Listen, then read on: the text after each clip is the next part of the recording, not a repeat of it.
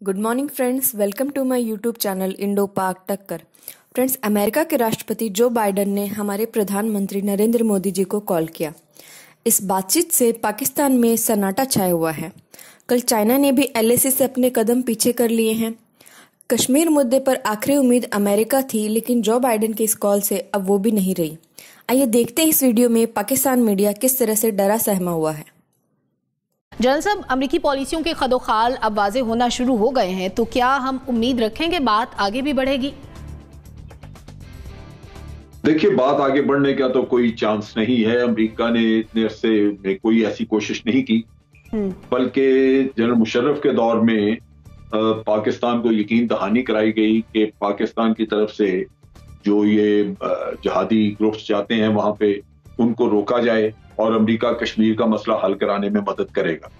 लेकिन वो जहादी ग्रुप तो चले गए, वो उल्टा पाकिस्तान के खिलाफ लड़ना शुरू हो गए और कश्मीर में वहीं का वहीं रहा मसला और अमेरिका ने उसके बाद कोई कोशिश नहीं की। उसके बाद हालात अब बदल चुके हैं। अब तो अगर अमेरिका इस बात का कोई इंदिया दे या वो इस बात के लिए तैयार भी हो और भारत भी मान जाए कि कोई सालिसी होगी, तो मेरा अपना अंदाजा है कि अमेरिका कभी भी एक ईमानदार सालिस की तरह काम नहीं करेगा। वो भारत की फेवर में करेगा, जिस तरह उसने अफगानिस्तान में हमसे काम दिया और जाके सेटल वहां पे भारत को कर दिया और भारत वहां से आज दिन तक आपके लिए मसला बना हुआ। तो ठीक है, नासिर बेग चुगताई साहब, क्या अमेरिका ईमानदार सालिस साबित नहीं हो पाएगा? क्या हम ये तवक्को ना रखें? कितनी बार आजमाया है पाकिस्तान को, ये काम कर दे, वो काम कर दे, पाना उठा दे, वहाँ से टायर उठा के ले आ, हम सारे काम करते रहे। हमने हर वो काम किया जो हमारे मुफाद में नहीं था अमेरिका बहादुर के कहने पर, और हमें मिला कुछ नहीं है। वो ठेंगा मिला, वो फिर बार बार छोड़ के हमें जाता रहा और हम गाते रहे, आप फिर से मुझे छोड़ के जाने के लिए अब फिर यही हो रहा है। लेकिन ये जो बयान आया है, पहले तो ये गौर कर लें आप कि 9 फरवरी को जो बाइडेन ने फ़ोन किया मिस्टर मोदी को और ये कहा कि हम जमहूरियतें दहशत गर्दी के खिलाफ मिल के लड़ेंगे। यानी अमेरिका अब इससे कोई मतलब भी निकाल लें आप, मैं नहीं जानता इसका मतलब क्या है, इसका तर्जुमा क्या है। फिर अमेरिका ने दोबारा एक ट्वीट जारी किया जिसमें जो बताया था आपने, जिसमें कहा गया भारतीय जम्मू कश्मीर। उस पर पाकिस्तान ने एतराज़ किया, बहुत सही एतराज़ किया पाकिस्तान ने कि भारतीय जम्मू कश्मीर कैसा हो गया। चुनाचे कल उसकी वजाहत की गई कि हम अभी तक जम्मू कश्मीर को दो मुल्कों के दरमियान मुतनाज़ा इलाका समझते हैं, लेकिन ओवरऑल पाकिस्तान के हक़ में कुछ नहीं है। बेवफाई है, अगर हम फिर इस्तेमाल हुए तो मामला ख़राब हो जाएंगे, फिर हमें मिलेगा कुछ नहीं। ठीक है सोरवर्दी साहब, जिस तरह अभी एनबीसी ने कहा कि एक तो अपने मफादात भी हैं और ये जो गठजोड़ है अमेरिका और भारत का, इसके साथ अमेरिका का एक इंटरेस्ट ये भी है कि चाइना इमर्जिंग पावर के तौर पर ऊपर ना आए, तो इस तरह अमेरिका अपने मफादात को अगर मद्देनजर रखता है, क्या नेक्सस में कोई चेंजेस आ जाएंगे? अब देखिए, पहली बात तो ये है कि हमें अपने दोस्तों से बेवजह जो है तवक्कुआत नहीं लगानी चाहिए। मतलब कोई कश्मीर भारत से छीन कर हमारी प्लेट में कैसे रख देगा? हमारी ये तवक्को करना है कि कोई तीसरा मुल्क जो है वो हमें भारत से कश्मीर लेके दे देगा, ये तवक्को ही गलत है। अमेरिका का इतना कहना काफ़ी है कि वो इसको अभी तक मुतनाज़ा इलाका समझता है और भारत का हिस्सा तस्लीम नहीं करता। और मैं समझता हूँ कि इसके बाद ये गुफ्तगू कि अमेरिका सालिस अच्छा नहीं होगा, अमेरिका हमें कश्मीर लेकर देगा नहीं, ये कैसी गुफ्तगू है? हम ये कैसे तवक्को करा लेते हैं? हम क्या चीन से ये तवक्को कर सकते हैं कि चीन हमें भारत से कश्मीर लेकर दे देगा?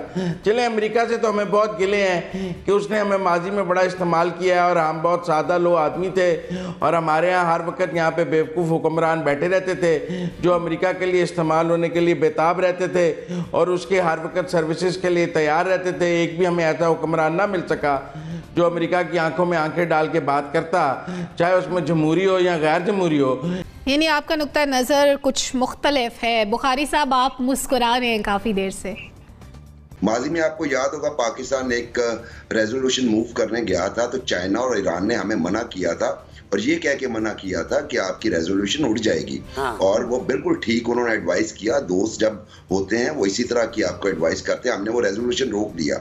उसकी बात बिल्कुल ठीक फरमाई कि ये बेसिकली गेम ऑफ इंटरेस्ट होती है हर मुल्क की, उसकी फॉरेन पॉलिसी ये लिप सर्विस है जी, हम पाकिस्तान के मुतनाज़िया कश्मीर को मुतनाज़िया इलाका समझते हैं, ठीक है, एक स्टेटमेंट है, इसका वैसे कोई वैल्यू नहीं, क्योंकि ऑफ कोर्स आप उनकी डिफेंस डील देख लीजिए इंडिया के साथ, उसके अलावा उनकी ट्रेड आप देख लीजिए इंडिया के साथ, और फिर वही जो चाइना वाली बात है, चाइना के सर पे आपने बैठना है, आप अफगानिस्तान भी नहीं छोड़ेंगे, खित्ते में आपको पाकिस्तान पे आप ट्रस्ट नहीं करते, खित्ते में आपको एक ज्यादा ट्रस्ट वर्दी मुल्क की जरूरत है जो कि भारत की सूरत में आगे आ चुका है।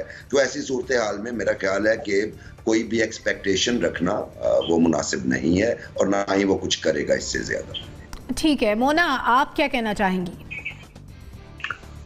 देखिए, मुझे नहीं लगता कि किसी ने ये तवक्को रखी भी होगी कि कोई, बिल्कुल मैं इस बात से मुत्तफिक हूँ इस नुक्ते नजर से कि आपको कश्मीर बिल्कुल आपके झोली में लाकर दे देगा अमेरिका और अमेरिका आपको इसमें मदद करेगा, ये बात नहीं है। बात सिर्फ है पेशरफ्त की कि जो इस वक्त कश्मीर पे मामलात हैं उसमें पेशरफ्त कितनी हमारे हक में किसी भी पर्टिकुलर यूएस रिजीम में हो सकती है। तो डेमोक्रेट्स की तो जहां तक बात है वो वाकई उन्होंने बड़ी डिप्लोमेसी से इस मामले में काम लिया है, इन द सेंस के वो एक तो कश्मीर के ऊपर उसूली अपना मौक़िफ़ हमेशा ये रखते रहे हैं, लेकिन साथ साथ उन्होंने पाकिस्तान को भी हमेशा डू मोर की तरफ बोला है कि पाकिस्तान शुड डू मोर और हमारी तरफ टेररिज्म वगैरह वगैरह। तो इस किस्म के मामलात उन्होंने पहले भी रखे हैं। और आपको पता है कि अमेरिका हो या कोई भी हो, तो अमेरिका में बिलखुसूस खैर वो पेंटागन ड्रिवन जितनी उनकी पॉलिसीज हैं, जब ट्रंप जैसा जो एक शख्स था या उसकी जैसी जो पर्सनैलिटी थी जो कि काफी आप उसे कहें कि वो नी जर्क रिएक्शंस दिया करता था, जब उस किस्म का इंसान कमिट करने के मुतअद्दिद मर्तबा कमिट करने के बावजूद भी कुछ ना कर सका। कितनी दफा डोनाल्ड ट्रंप ने कहा था कि मैं सालसी का किरदार अदा करने के लिए तैयार हूं, लेकिन क्या हुआ, वो सिर्फ एक बयान ही रहा। तो अगर वो उस जैसी पर्सनालिटी ना कर पाया तो जाहिर है डेमोक्रेट से और जो बाइडेन जो कि काफी सीजन्ड पॉलिटिशियन है, मुझे नहीं लगता कि उनसे ये तवक्को रखना ठीक होगा। हाँ, अलबत्ता ये कि बयानात हमें ऑन एंड ऑफ हमारे हक में नजर आते रहेंगे, जैसे कि हमने ये देखा है कि कश्मीर के सेंस में, लेकिन हैविंग सेड दैट जो पॉलिसीज हैं वो इंटैक्ट रहेंगी। बिल्कुल इकोनॉमिक इंटरेस्ट की बात हो चुकी है, डिफेंस डील की बात हो चुकी है। एक और चीज ये कि आप देख लें कि अरब वर्ल्ड से कितनी कुर्बतें इख्तियार की हैं गुज़िश्ता अदवार में ये इंडिया ने, और वो भी इसी वजह से हुआ है क्योंकि यूएस का उसमें एक बहुत अहम किरदार था, वो भी ट्रंप रिजीम के होते हुए ही हुआ है। तो जाहिर है वो तो आप समझें कि उनके ताल्लुकात तो उनसे और ज्यादा करीब तर हो गए हैं और मुआशी भी जो इंटरेस्ट हैं वो भी बढ़ते जा रहे हैं रोज बरोज। हमारे pass on the other hand क्या है, हमारे पास स्ट्रेटेजिक एज है, खास तौर पे अफगानिस्तान के मामले को लेकर। हाँ, उसके अंदर अब ये बात हमारे पास है कि हम अपने उस ट्रंप कार्ड को कितनी अच्छा प्ले अलोंग कर लेंगे अमेरिका के साथ, लेकिन ये एक्सपेक्टेशन रखना बिल्कुल मुझे लगता है ना किसी ने रखी है और ना गालिबन हम में से कोई भी ये बात कहना चाह रहा था कि कश्मीर के ऊपर हम ऐसी एक्सपेक्टेशन रखें कि वो कश्मीर हमारी झोली में डाल दे अमेरिका। ये बिल्कुल गलत है। जो करना है हमने खुद करना है, और मुझे लगता है जो इन्हिसार अमेरिका पे वंस अपॉन अ टाइम शायद हमारा हुआ करता था इस मामले पे, वो भी दिन ब दिन फेड अवे होता जा रहा है, क्योंकि हकीकतें सबको पता है, इंडिया से कुर्बतें भी उनकी सबको पता है।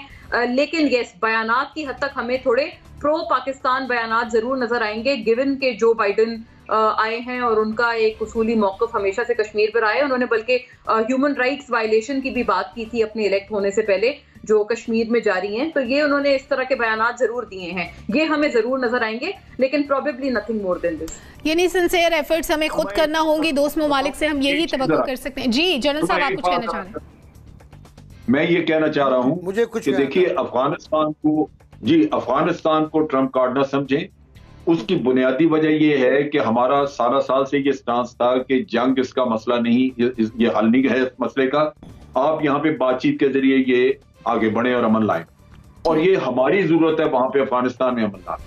अगर हमारी जरूरत ना होती फिर हम समझते कि अमेरिका की जरूरत है, चले सौदेबाजी कर लीजिए इस पे। लेकिन यहाँ पे जिस तरह अमन लाने की हम बात कर रहे हैं कि तालिबान से मुज़ाकरात करके की जाए, वो 100% हमारा मौक़िफ़ और हमारी जरूरत है, लिहाजा इस पे सौदेबाजी नहीं हो सकेगी। अगर आप करेंगे तो अपने मौक़िफ़ को खुद ही आप काउंटर कर रहे होंगे, उसको डिनाई कर रहे होंगे। ठीक है, तो हमारे हालात और बुरे हुए जनरल साहब। ये हालात तो बुरे उस वक्त होंगे अगर जो अगर सर ये भी ट्रंप कार्ड नहीं है तो फिर तो कुछ भी नहीं है। ठीक है, मोना आपने अपनी बात के लिए, देखिए यहाँ ट्रंप कार्ड है ही नहीं।